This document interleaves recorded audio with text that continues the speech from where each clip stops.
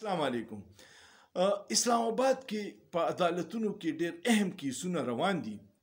او څه اهم ججان چې کوم دي د هغوی خلاف اوس ریفرنسونه شروع شو. زموږ په ملک کې بدقسمتي دا ده چې څلور پیرې ډیکټیټرانو مارشل لا لګولې ده او عدلیه ججانو هم کمپرومایز دي. هغوی همیشه د اسټیبلیشمنټ مرګستیا کړې ده، د آئین قانون نه دی کړی او په دغې وجه په زموږ په عدالتي نظام کې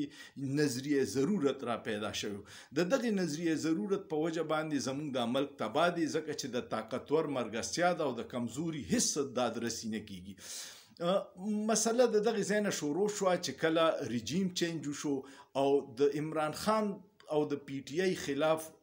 سیاسي کیسونه جوړ شو، انتقامي کارروایانې وي. نو ججانو چې کله په سیاسي کیسونو کې په قانون مطابق فیصله کول شروع کړو نو په هغوی باندې ډېر دباو راغی او هغه دباو دومره و چې بیا څه وخت پورې خو هغوی برداشت کړو، خو چې برداشت ختم شو نو د اسلام آباد های کورټ شپږ ججانو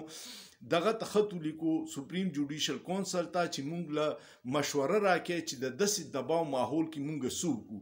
دغه یو هنګامه خیز دور و چې دا لا څه چلو شو چې د اسټیبلیشمنټ یا د ایجنسو یا د ایگزیکټیو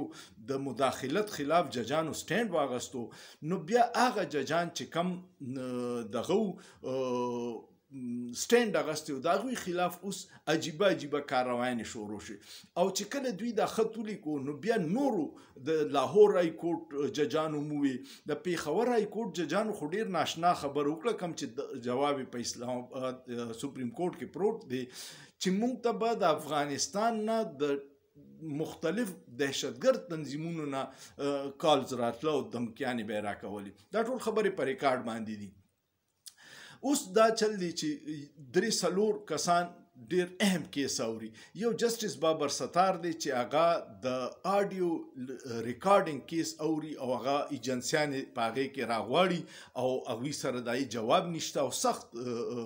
موقف دی د جسټس بابر ستار. نو د هغه خلاف یې دا وکړه چې د هغه د فیملی او د هغه پرسنل ډیټا چې کم د نادر او دې سرې هغه لیک کړه او هغه خپلو چمچو صحافیانو له ورکړه چې هغوی په ټویټر او په سوشل میډیا شیر کړه او ډېره پروپیګنډه یې وکړه. یو جج صاحب د اسلام آباد یو صحافي دی اسد تور، هغه دا دعوه کوي چې یو جج صاحب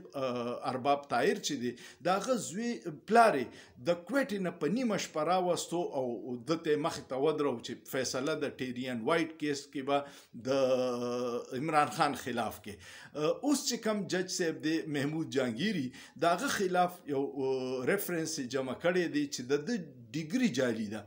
نو دا ولې کیږي او نن حبیب اکرم چې مشهور صحافي دی هغه وایي چې د محمود جهانګیري صاحب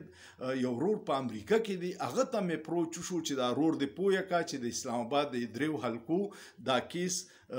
ناوري ډیلی کی یا د تحریک انصاف په حق کې فیصله نه کوي. جج صاحب خو د قانون مطابق فیصله کوي. دلته اوس دوه خبرې دي. یو خو دا جج صاحب چې دی جهانګیري صاحب د ډیر بهترین وکیل پاتې شوی، بیا د اټارنی جنرال پاتې شوی د پیپلز پارټۍ په دور کې او د مسلم لیگ نون په دور کې او دې پوسټونو ته چې څوک راځي نو دا ټول ایجنسۍ د دې کلیرنس ورکوي. نو دوی ته په هغې وخت کې پته نه وه چې د ډیګري جعلي ده. بیا چې دی د های کورټ جج جوړېدو نو د دې ډېره لوی سکروټني کیږي، پوره تحقیقات کیږي چې آیا دی د دې سیټ اهل دی. نو چې د ډیګري جعلي وه دا دومره موده په اټارني جنرال وکړو، وکالت یې وکړو، دنیا فیصلې ورکړي، نو نن ورته وریاد شوه. خو د دې په شا مقاصد نور دي او هغه دا دي چې دوی د دغه فیصلو نه رکاوي چې کم دوی د آئین او قانون مطابق ورکوي. دا درې سیټونه ولې اهم دي د اسلام آباد؟ دا داسې کیس دی چې کو د دې دریو کې فیصله د آئین او قانون مطابق وشوه نو دا کم چې انټرنیشنل کمیونټي او دلته ټول خلک وایي چې دا الیکشن باندې ډاکه والې شوې ده او فارم 45 په ځای باندې په فارم 47 دوی فتح ورکړې ده کینی دوی یو کس په 70-80 هزار ووټونو دا سیټونه بیللي. بیا پکې کو تاسو ته یاد شي د اسلام آباد د کمشنر چټه صاحب چې اوس غیب دی، د هغه یو بیان و چې مونږه دا ټول د اټک نه والا د پینډې ټول سیټونه تحریک انصاف ګټلي او په دوکه باندې مو دوی ته چینج کړل. د دغه سیټونو ډیر اهمیت پدې دی ځکه چې کو پینډې سیټونه ټول تحریک انصاف وګټل نو دلته کې خو زمونږ د اسټابلیشمنت فیملیز دي بیا به دا تاثر هم ځي چې د هغوی ټولو فیملي هم دوی له ووټ ورکړي نو حالات ډیر تیزی سره ټکراو تصادم ته ځي ځکه چې ججانو سټینډ اغستی چې موږ به د آئین او قانون مطابق فیصله کوو او دا ججان چې دی وخت کې په مشکلات کې دي د دې مین وجه دا ده چې قاضي صاحب چې دی د سپریم کورټ جج د خپل ججانو سره نه دی ولاړ د غیر جمهوري قوتونو نماینده شوی دی او داسې فیصلې کوي چې هغه عدلیت هم نقصان رسی او جمهوریت هم نقصان رسی خو الله دې پاکستان کې حقیقي جمهوریت راولي زمونږ دلته غواړو رول اف لا د انساني حقوق چې تحفظ شي د رول اف لا حقیقي جمهوریت شي او هر اداره د خپل دایره کار کې کار کوي اله به د ملک ترقی کوي کو دا نه نو د ملک چې څومره په د رژیم چینج نه تبعیت لاړو چې نن خلک د بجلی بل نشي ورکولی د ګیس بل نشي ورکولی مهنګایي ده بیروزګاري ده فکریانې ودرې دي کاروبار نشته خلک به خودکشي شروع کی ډېر په ګڼ تعداد سره دومره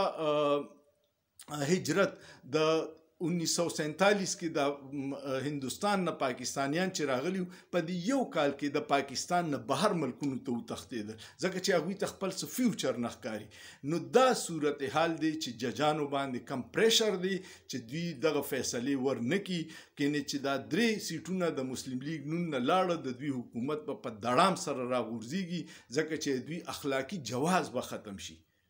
نو دا تفصیلو ماوي چې تاسو ته ویم چې اسلام آباد های کورټ کې څه روان دي او د دې په شا څه دباو دي ستاسو څه خیال دی کمنټ په لازمونو کې او سوچ پیو کې په سوچ کې څه ګناه نشته